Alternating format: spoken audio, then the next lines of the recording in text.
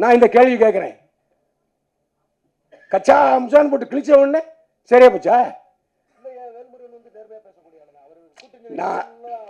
Sir நான் சொல்றது திமுக தயவில்லாமல் உங்கள் கட்சி தலைவர் எம்எல்ஏ ஆகியிருக்கிறாரா? என்ன விடுறது? அப்ப எப்படி என்ன நீங்க சொல்லலாம்? நான் ஆதாரத்தோட தான் பேசுறேன். நடிகர் திரு பைல்வான் ரங்கநாதன் அவர்களை பேச அழைக்கிறேன்.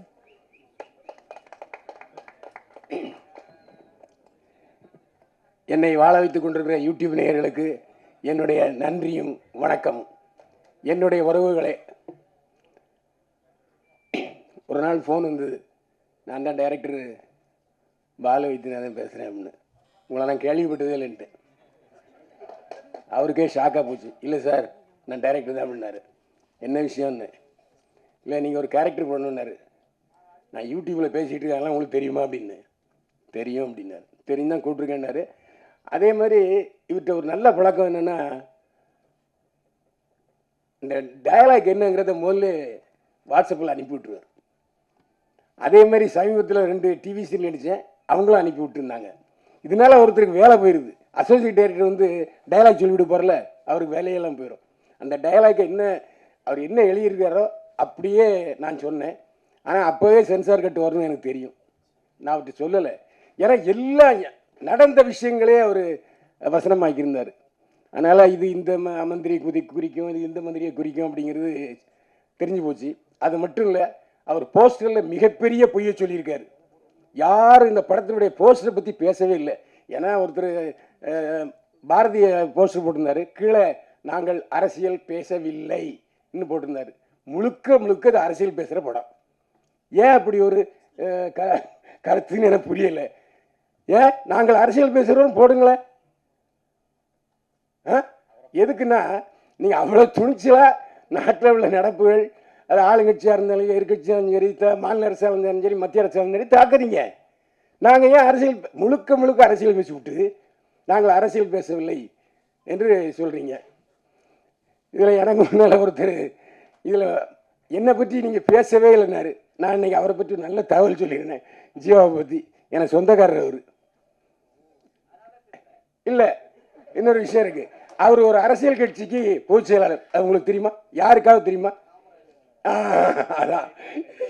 ஏன் விளையிட்டீங்களா? ஓ, அரசியல் படத்தில் நடிக்கிறதுனால அரசியல் கட்சி தான் விளையிட்டீங்களா? ஓ, அவர்கிட்டையும் அப்படியா? அதே மாதிரி இதில் முக்கியமான விஷயம் ஒன்று நான் சொல்லணும். மாநில அரசை கிளிகளையும் கிழிச்சார்.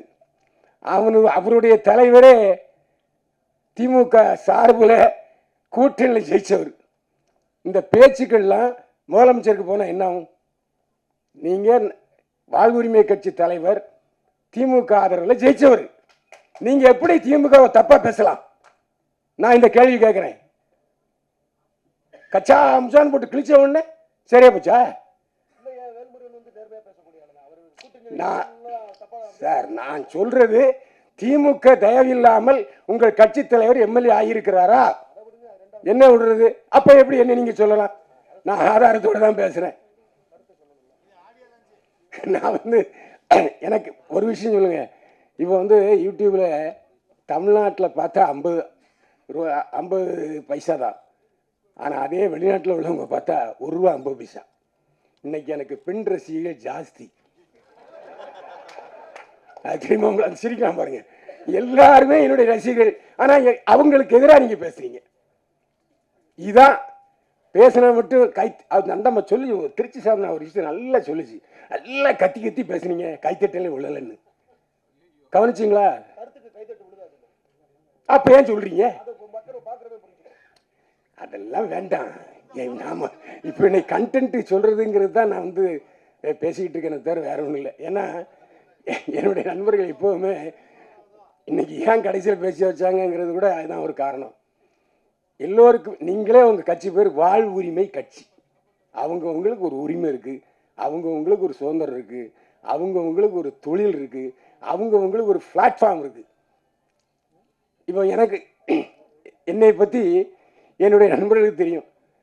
என்னை பற்றி கேள்வி கேட்டே என்னை பெரியவன் சாய்க்கிறாங்க. நான் இல்லாத பொழுதும் சரி, இருக்கும் பொழுதும் சரி. அந்த எதை சிரிச்சிட்டு இருக்காரு அவர் தான் இஷ்டத்தை கேள்வி கேட்கிறாரு. நான் அதே மாதிரி நானும் பார்த்தீங்கன்னா பேசாததை கூட தமிழில் வைக்கிறாங்க. அது ஏன் தப்பு இல்லை? தயவுசெய்து நீங்கள் என்னுடைய பதிவுகளை பார்த்தீங்கன்னா அவர் சொன்னார், அவர் தவறான தகவல்னு சொன்னார். சமீபத்தில் 5 பதிவில் நான் பேசியிருக்கேன் கள்ளச்சாராய சாவுக்குன்னு. தமிழ்நிலையே வந்திருக்கு. சாராயம் காய்ச்சிறவனையும் விற்கிறவனையும் அரசாங்கம் தூக்கில் போடியான்னு சொல்லியிருக்கேன். நான் பேசியிருக்கேன். அவர் பார்க்கல, அதுக்கு நான் செய்வேன். அவரு நான் தப்பாக பேசுனது மட்டும் பார்க்குறாரு நம்ம தெரியல. எப்படி அவர் சொல்லலாம்? நான் 5 விஷயம் போட்டிருக்கேன். அரசியல்காரனுங்கிற சேனலில் போய் பாருங்கள், எல்லாம் 1 லேக் மேலே போயிருக்கு. சாராயம் இன்னைக்கு நீங்கள் அரசியல் பேசுன, நான் அரசியல் பேசுனேன். இன்னைக்கு ஏன் கல் இறக்குறத அனுமதிக்க மாட்டீங்க? எல்லா மது ஆலைகளையும் வச்சிருக்கிறது ஆளுங்கட்சியும் எதிர்கட்சியும். எப்படி அவங்க வந்து விடுவாங்க? யாரும் வஞ்சம் வாங்க இருக்கீங்களா? அப்படின்னா அது அரசியல் ஆயிரும். இதுக்கு நான் சொல்ல வரேன்னு சொன்னால், என்னுடைய பதிவுகள் 20% மட்டும் பார்த்து விட்டு விமர்சிக்கிற இதே ஆட்கள் 100% பாருங்க. நான் தான் சொல்றேன், அரசியல்காரன் சேனல்ல 4 பதிவு போட்டிருக்கேன். 4 2 லட்சம் 2 லட்சம் போயிருக்கு. எல்லாமே அரசை விமர்சித்து தான். ஆளுங்கட்சி மட்டுமல்ல, எதிர்கட்சியும் சேர்த்து விமர்சிச்சிருக்கிறேன். இன்னைக்கு கூட பேசிட்டு வந்திருக்கேன் நான்.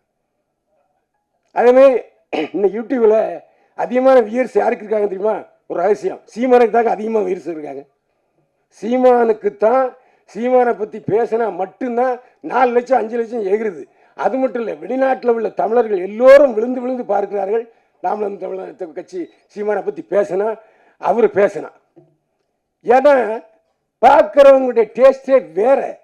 பார்க்குறவங்களுடைய டேஸ்ட்டுக்கு நாம் அட்ஜஸ்ட் பண்ணி தான் சிலர் போக வேண்டியிருக்கு. இந்த அட்ஜஸ்ட்மெண்ட்டுங்கிற வார்த்தையை தப்பாக நினச்சிக்கிறாங்க. எல்லாருக்கும் அட்ஜஸ்ட்மெண்ட் இருக்குது. உடனே நீங்கள் தப்பாக நினச்சிக்கூடாது இந்த அட்ஜஸ்ட்மெண்ட்டுங்கிற வார்த்தையை. எனக்கு நேரம் ரொம்ப அதிகமாக நான் பேசி நினைக்கிறேன். இந்த அதே மாதிரி ஜீவா ஒரு வார்த்தை சொன்னார், காசே தர மாட்டேங்கிறாங்க நடிச்சா அப்படின்ட்டு. யாரை சொல்கிறாரு எனக்கு தெரியல. விளக்கு இது விதி விலக்கு பால் வைத்தினான்னு சொல்லணும். அவரு ஜீவானந்த் என்ன சொல்கிறாரு, கரெக்டாக ஷூட்டிங் முடிஞ்சு எல்லாருக்கும் பைசா டான்னு அடித்தார். உண்மையிலே எனக்கும் கொடுத்தார். பேசின தொகையை கரெக்டாக கொடுத்தால எந்த சந்தேகமே இல்லை. நான் ஜீவா மாதிரிலாம் பேச மாட்டேன். ஏன்னா அவர் பாதிக்கப்பட்டது நல்லா தெரிஞ்சுது. ஹீரோன்னு சொல்லி ஏமாத்தி விட்டாருங்கிறாரு அவர். உண்மையா இல்லையா? என்கிட்ட கதையே சொல்லலை என்னாரு. எவ்வளோ அழகா ஒரு நடன காட்சி வச்சு விட்டு அதையும் பிடிக்கிட்டார் ஐயா. அருமையாக பேசுறீங்க. நீங்கள் தான் இந்த விழாவில் மிகச்சிறந்த நாதத்தை, அதாவது நீங்கள் வந்து ஔவையார் மாதிரி இல்லாட்டி தொல்காப்பியர் மாதிரி எழுதிட்டீங்க. நான் உரை சொல்லிட்டேன், அவ்வளோதான் உண்மை. இதுக்கு டைரக்டர் பழி சொல்லுவார்னு நினைக்கிறேன். அது மட்டும் இல்லை, நானும் வச்ச சில விஷயங்களை ஓப்பனாக பேசுகிறேன். ஏன்னா என்னுடைய காரில் தான் நான் போயிருந்தேன். என்னுடைய கார் தான் அந்த அரசியல்வாதி கேரக்டரில் நடித்தது. அந்த அரசியல்வாதி கேரக்டர்லையும் ஒரு எழுத்து விடாமல் பார்ப்பார். கமா போட்டால் அந்த கமா போடணும். அந்த மாதிரிலாம் ரொம்ப ஸ்ட்ரிக்டான ஒரு டைரக்டரை பார்த்து இப்போ தான் பார்த்தேன். என்னைய ஒரு எழுத்து கூட மாற்ற விட மாட்டாரு. சாவடிச்சிட்டார் உண்மையிலே. ஏன் ஒரு டைரக்டர், அதாவது அட்ஜஸ்ட்மெண்ட்டுங்கிறது அவர்கிட்ட இல்லவே இல்லை. அதான் உண்மை. ஏன்னா இப்போ எனக்கு தெரிந்த ஃப்ளோவில் நான் வரணும்ல. உண்மை. அந்த அவங்களே அக்காவே தலையாட்டுறாங்க. எதுக்கு நான் சொல்கிறேன்னா, ஒரு அமிக்கபிள் பர்சனாக இல்லை. ஏன்னா இந்த டயலாக்கு இப்படி கொஞ்சம் மாற்றிக்கலாமா? நோ நான் இருக்க பேசுகிறேன். ஆகா, நானும் ஜீவா வந்து சிலரும் ஜீவா என்னை சமாதானப்படுத்துவார். அண்ணே கொஞ்சம் அமைதியாருங்கண்ணே, அண்ணே கொஞ்சம் அமைதியாருங்கண்ணே, இப்படி தான் அவர் சொல்லுவார். எதுக்கு? அதனால் அந்த ஒரு நாள் ஷூட்டிங் நடந்துச்சு. அந்த ஒரு நாள் ஷூட்டிங்லேயே நிறைய அசிஸ்டன்ட் டைரக்டர்ஸை பார்த்தேன். ஒரே ஒருத்தர் மட்டும் நான் வந்து அதை ஜீவானந்தன் சார் தான் நினைக்கிறேன். அவர் தான் என்கிட்ட சொன்னார். அவர் தான் பாவம் வயசான ஆளுமே தெரிஞ்சுது. அவரும் சொன்னார், சார் டைரக்டர் என்ன சொல்கிறாரோ அதை கேட்டுங்க சுத்தம் அப்படின்ட்டு. அதேமாதிரி மேனேஜர் மட்டும் பழைய ஆள். அவர் மட்டும் அண்ணே இப்படி தானே இப்படி தானே அப்படின்ட்டு. Right okay. ஏன்னா நல்ல வேலை மேனேஜர் மட்டும் பழைய ஆளை ஒருத்தர் வச்சுருந்தார்.